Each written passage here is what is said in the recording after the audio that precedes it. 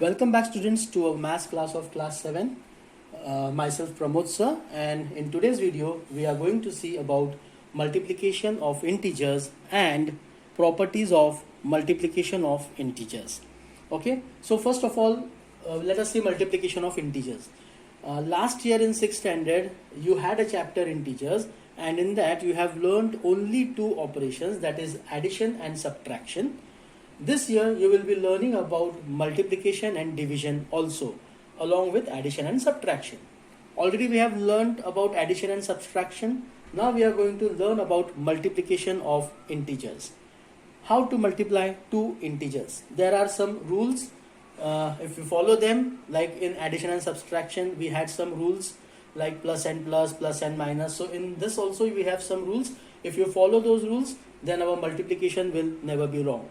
Here, while performing the multiplication of integers, the two numbers or the two integers, they are multiplied normally. Only the question of sign remains that we have to decide. So the first thing that, or the first option we have here is that when we multiply a negative integer and a positive integer. So we write down multiplication of a positive and a negative integer.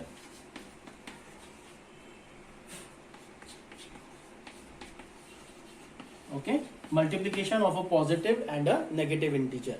That means if we have a negative integer and a positive integer, when we multiply them, what will be the answer? The answer will be same as multiplication of two numbers, only there will be the difference in the sign. So we write down for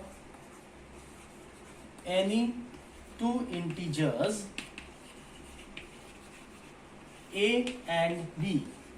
So again, you know that a and b, we can take any integers as wish, as whatever integers you wish, you can take it. For any two integers a and b, minus a multiplied by b.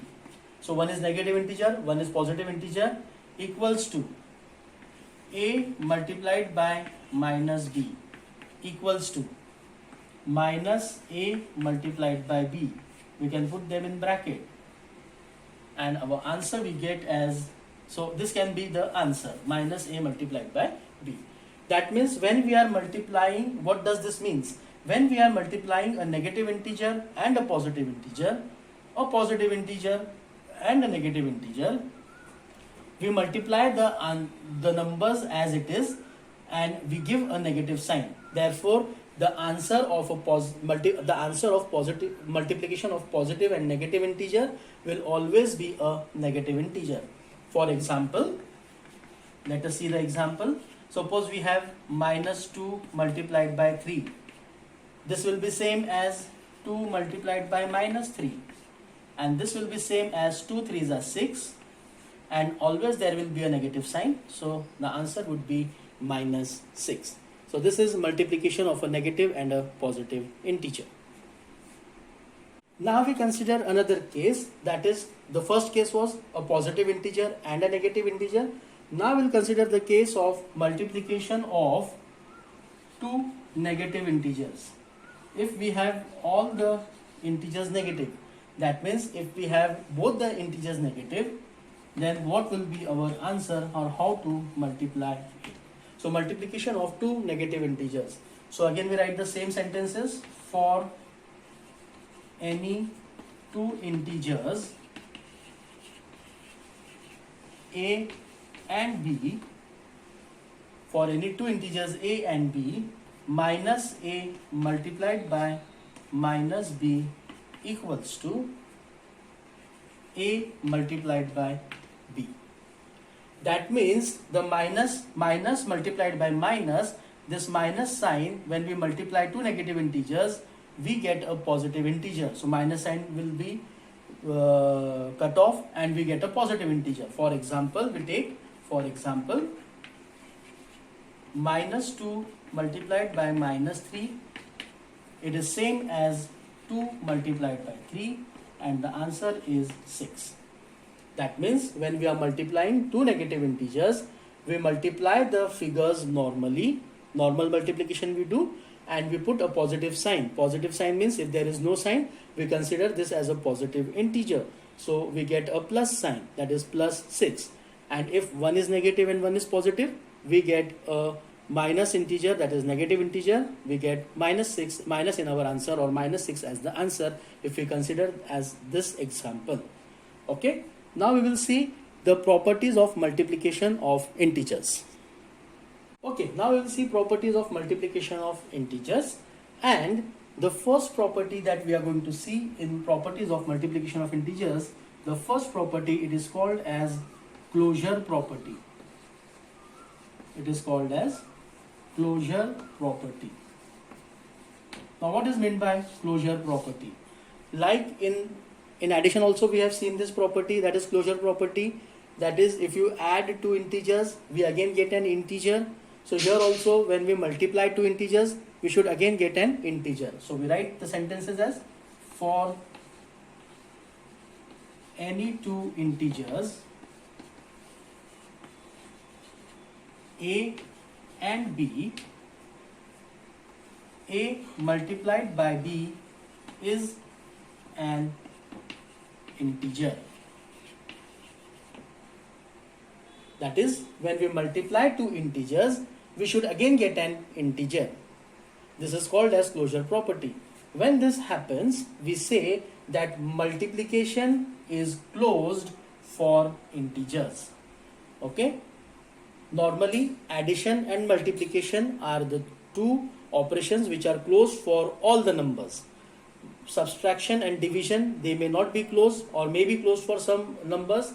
Which numbers? That is natural number, whole number, rational numbers, integers, or more numbers you are going to learn further. So multiplication and addition, they are always closed for all the types of number sets. So closure property is that when we multiply two integers, we again get an integer. Okay, second property. Second property, again in addition and subtraction, we have seen the first property was closure. There the second property was commutative. Here also the second property is commutative property. Commutative property.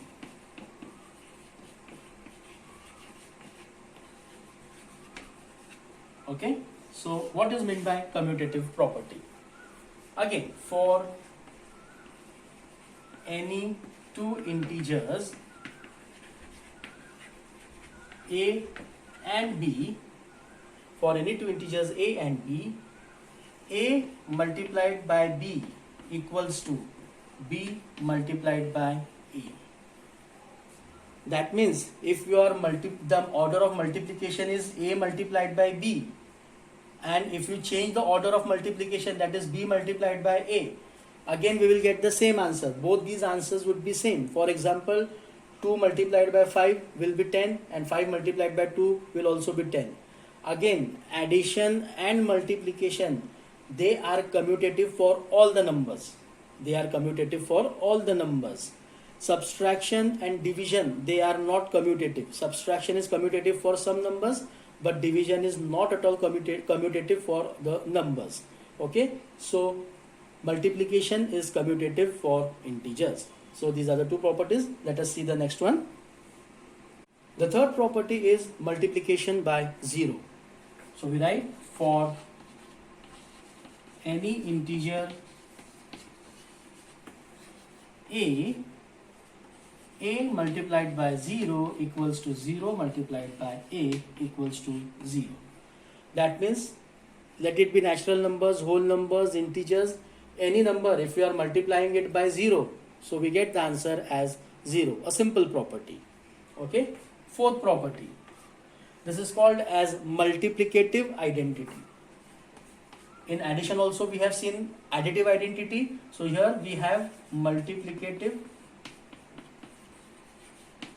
identity. Again a very important property. For any integer a, what the property says, for any integer a multiplied by 1 equals to, that is a multiplied by 1. equals to 1 multiplied by a equals to a. Any number multiplied by 1, we get the same number back. So therefore this property is called as multiplicative identity. Okay. Therefore 1 is called multiplicative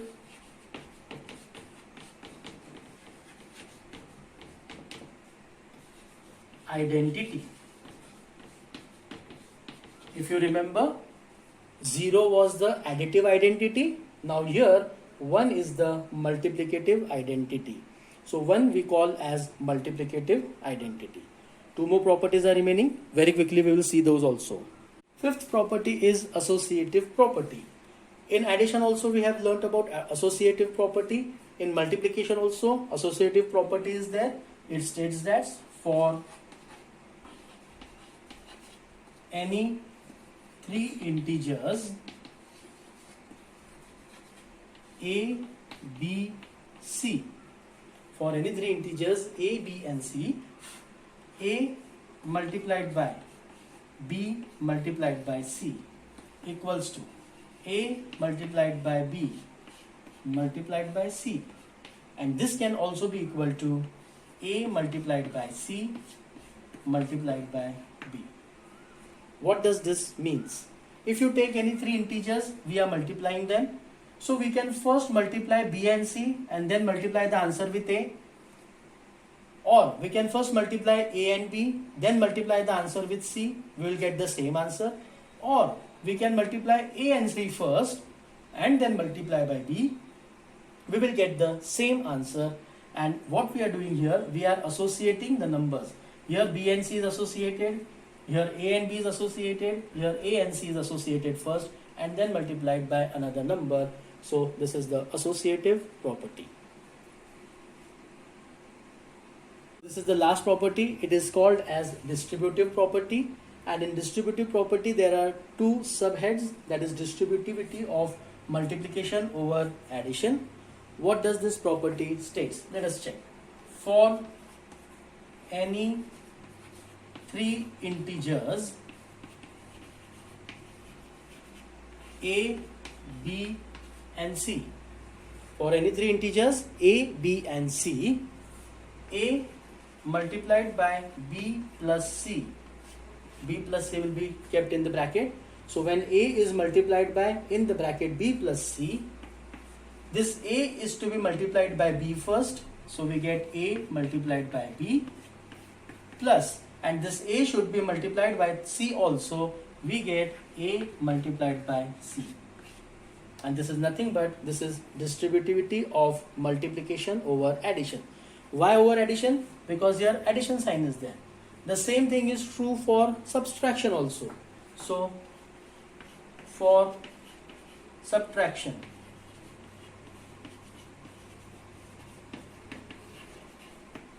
only here the difference would be that the sign would be changed. Here would be negative, minus sign, here would be minus sign.